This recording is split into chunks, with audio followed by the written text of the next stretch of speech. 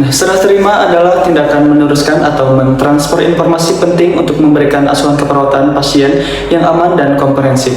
Nah, handover merupakan suatu teknik atau metode penyampaian dan penerimaan laporan mengenai kondisi pasien. Hal tersebut harus dilakukan seefektif mungkin dengan menjabarkan tindakan mandiri perawat, tindakan kolaboratif yang sudah dan belum dilakukan, serta kemajuan pasien saat itu sedetail mungkin.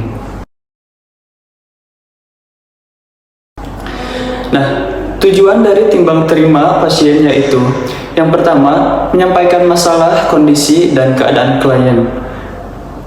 Yang kedua, menyampaikan hal-hal yang sudah atau belum dilakukan dalam asuhan keperawatan kepada klien.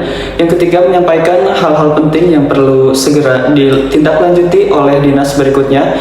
Dan yang terakhir yaitu menyusun rencana kerja untuk dinas berikutnya.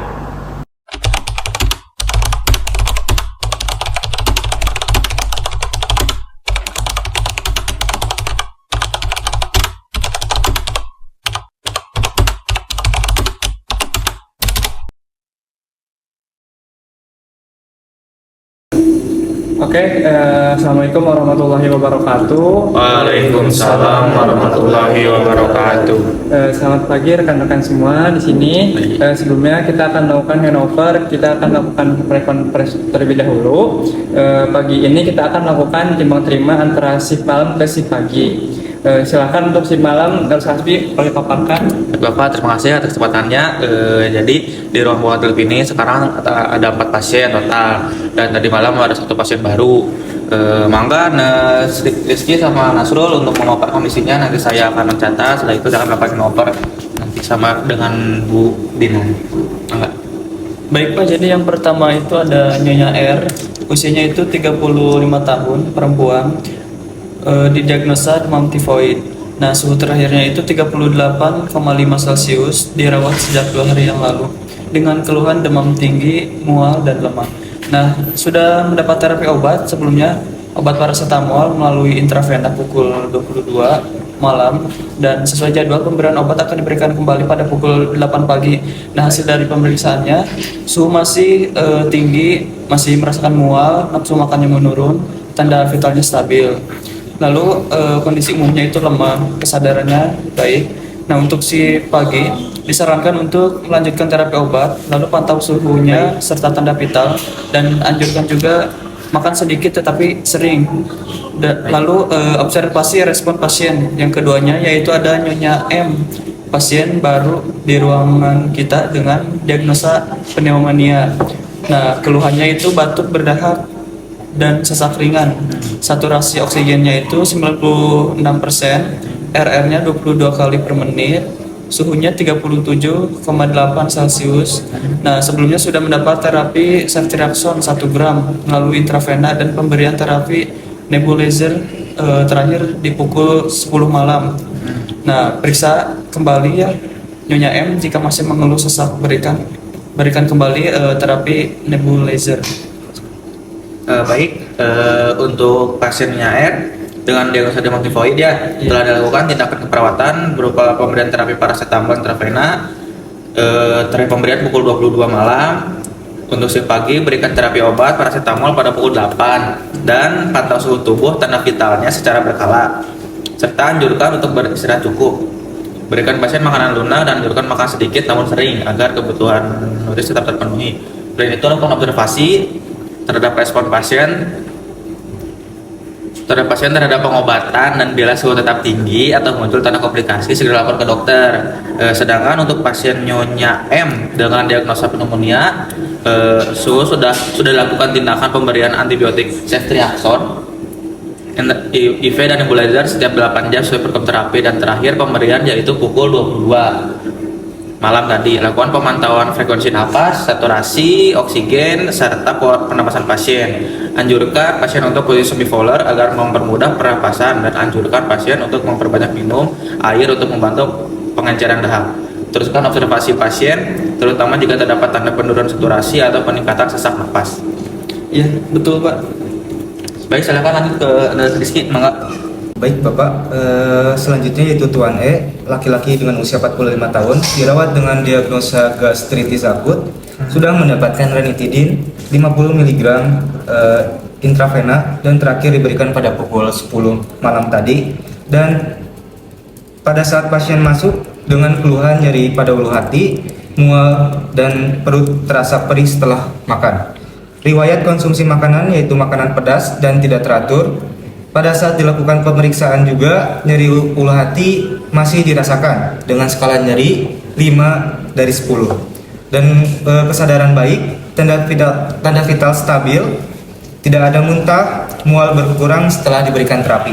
Baik. Selanjutnya, saya menyarankan untuk melanjutkan pemberian ranitidin sesuai jadwal pada pukul 8 pagi. Baik. Observasi juga intensitas nyeri dan respon obat. Baik.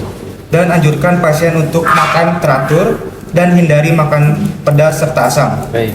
Dan yang terakhir yaitu pasien dengan Tuan A berusia 56 tahun dengan diagnosa ulcus diabeticum di bagian kaki kanan. Luka berukuran 4 x 3 cm. Tampak juga jaringan granulasi merah muda. Tidak ada tanda infeksi dan skala nyeri 3/10. Gula darah puasa terakhir 140 mg per desiliter. Dan luka sudah dibersihkan dengan NaCl dan ditutup kasa steril. Dan juga sudah diberikan edukasi terkait diet rendah gula. Baik, untuk pasien Tuan E dengan diagnosa gastritis akut sudah dapat dilakukan perawatan, lanjutkan pemberian ranitidin IV jam 8 pagi serta pantau intensitas nyeri dan respon pasien terhadap nyeri. Anjurkan pasien makan secara teratur, namun dalam porsi kecil tapi sering, serta hindari makanan berat dan asam. Teruskan observasi pada pasien, jika keluhan semakin memberat segera lapor ke dokter penanggung jawab ya. Sedangkan pasien Tuan A dengan diagnosa ulcus diabeticum di kaki kanan sudah melakukan tindakan berupa perawatan luka, pantau luka secara berkala terkait warna jaringan dan tanda-tanda infeksi. Berikan pasien edukasi mengenai pentingnya menjaga kebersihan luka serta mematuhi diet rendah gula agar kadar glukosa darah tetap terkontrol dan penyembuhan luka berjalan optimal. Oke, baik rekan-rekan di sini karena handover sudah untuk rekonstruksi ini sudah selesai ya. Untuk yang si pagi ini Nurse Hasbi dan Nurse Dinar, mangga untuk melanjutkan handovernya terlebih dahulu. Baik, saya tutup rekonstruksi ini. Terima kasih teman rekan-rekan. Sama-sama. Ya, mari.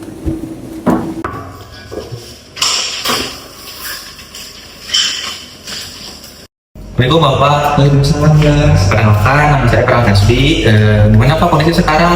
Masih belum hati, masih sini. Oh, jadi Pak di sini saya mau memberitahu bahwa saya berarti terikat tadi malam. Jadi kalau misalkan ada apa-apa, minta bantuannya ke Dinas. Dinar ini Tuan Elza dari Baik Bapak, perkenalkan saya Nurse Dinar. Saya akan berjaga di shift pagi hari ini. Jadi nanti kalau misalkan Bapak ada butuh bantuan bisa ke nurse station ya Bapak. Baik, saya benar. Karena tadi Bapak masih mengeluh nyeri ulu hati, jadi nanti sebentar lagi akan saya berikan terapi obat ranitidin ya Bapak. Mungkin Bapak sekian kami izin pamit Pak ya Pak. Terima kasih Pak. Terima kasih, Waalaikumsalam.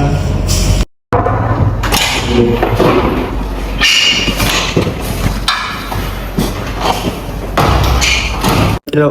Assalamualaikum Ibu.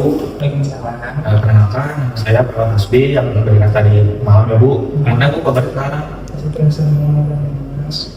Masih terasa lemas ya Bu.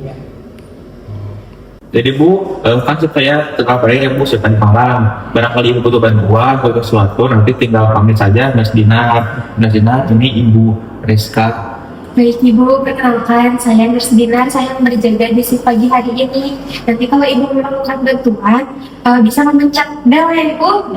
Nanti sebentar lagi Bapak diberikan terapi obat ya Ibu. Oke Bu, mungkin sekian dari kami ya Bu. Kami terima kasih ya Bu. Assalamualaikum Bu.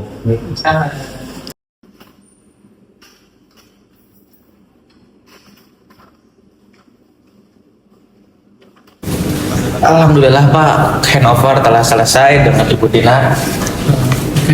Baik, di sini karena handover sudah selesai, saya buka post conference ini ya. Baik Bu Dinar, apakah ada yang harus diklarifikasi dari si malam? Sudah cukup jelas Pak tadi ketika pre-conference dan juga handover, jadi tidak ada hal yang perlu diklarifikasi. Baik, berarti tidak ada yang hal diklarifikasi lagi ya? Oke, saya selesai. Baik, paling saya tutup lagi ya untuk post conference ini. Mangga yang Nurse Dinar melanjutkan untuk berdinas pada pagi hari ini. Terima kasih Bapak. Pak.